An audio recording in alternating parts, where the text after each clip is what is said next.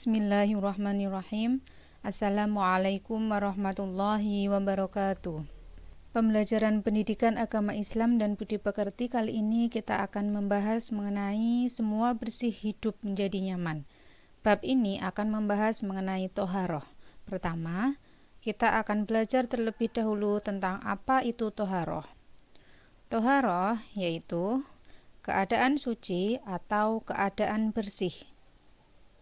Maksudnya yaitu secara istilahnya upaya untuk menuju keadaan bersih dan suci dari hadas dan najis untuk segala sesuatu yang berhubungan dengan diri manusia, baik badan, pakaian, tempat, bahkan hingga makanan dan minuman. Kenapa kita harus memperhatikan toharoh?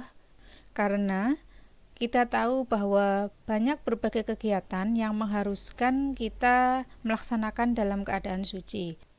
Contohnya saja seperti sholat, kemudian membaca Al-Quran, kemudian tawaf, dan sebagainya. Selanjutnya,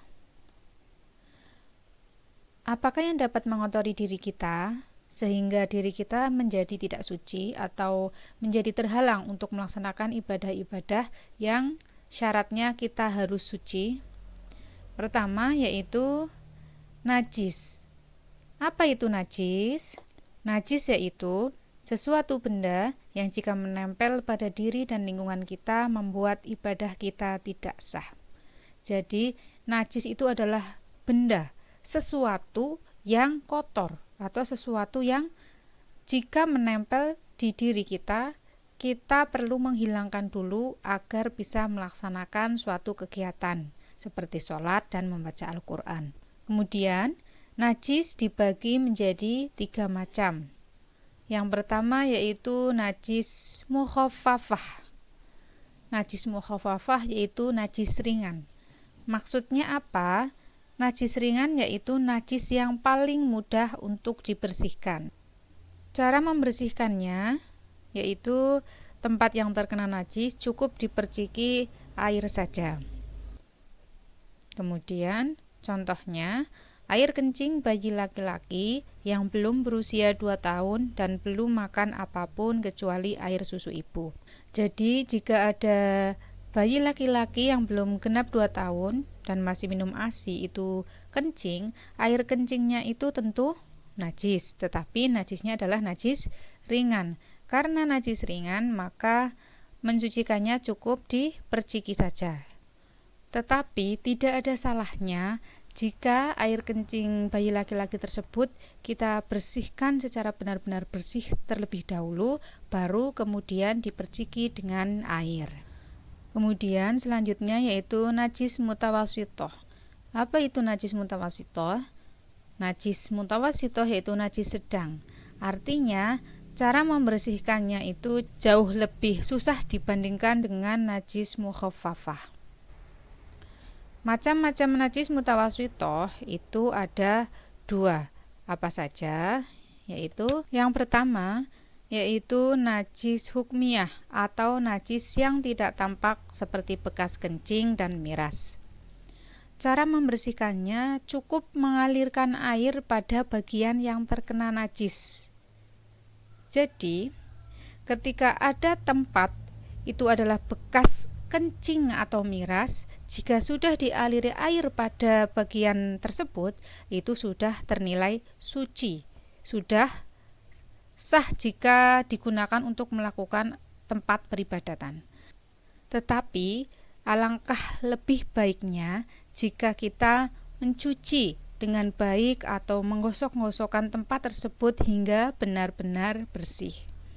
Kemudian, yang kedua yaitu najis ainiyah atau najis yang terlihat rupanya, rasa, ataupun tercium baunya. Cara mencucikannya adalah dengan membasuh najis tersebut sampai benda dan sifat-sifatnya hilang.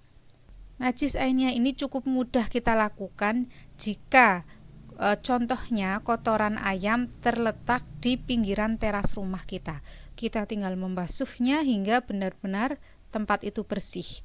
Bersih dalam artian sudah tidak ada bentuknya atau rupanya itu sudah tidak ada, kemudian rasa maupun baunya sudah tidak ada, itu sudah suci. Akan tetapi, bagaimana jika najis ainiyah itu berada di tengah-tengah lantai?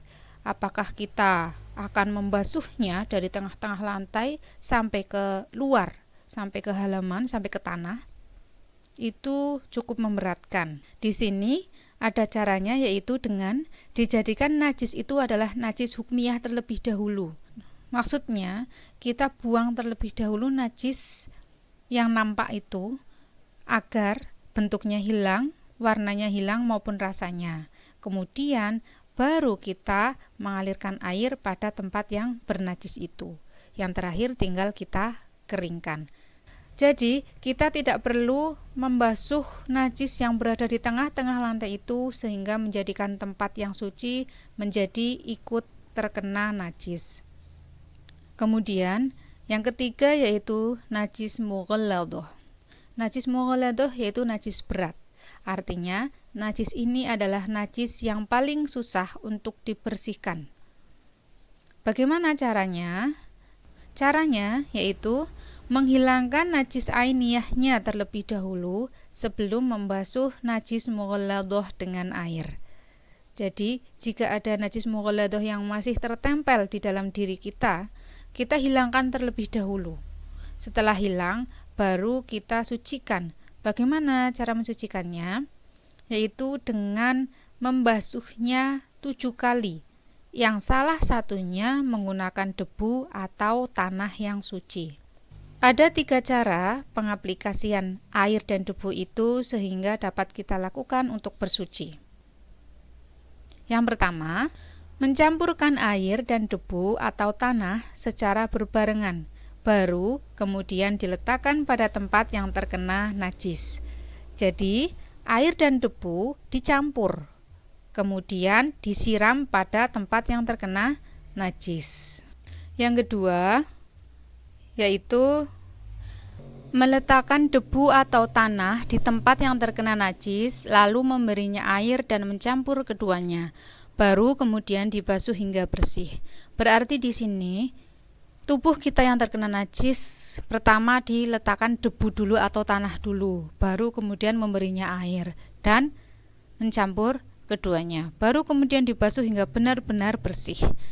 Kemudian yang ketiga yaitu memberi air terlebih dahulu di tempat yang terkena najis, lalu memberinya debu atau tanah, baru kemudian dibasuh sampai najisnya hilang. Basuhan dari ketiga cara ini yaitu minimal berjumlah 7 kali. Kalau seumpamanya sudah dibasuh hingga 7 kali belum bersih, maka harus dibasuh terus hingga najis itu benar-benar bersih. Demikian tadi pembahasan mengenai 3 macam najis dan cara mensucikannya. Semoga bermanfaat. Wassalamualaikum warahmatullahi wabarakatuh.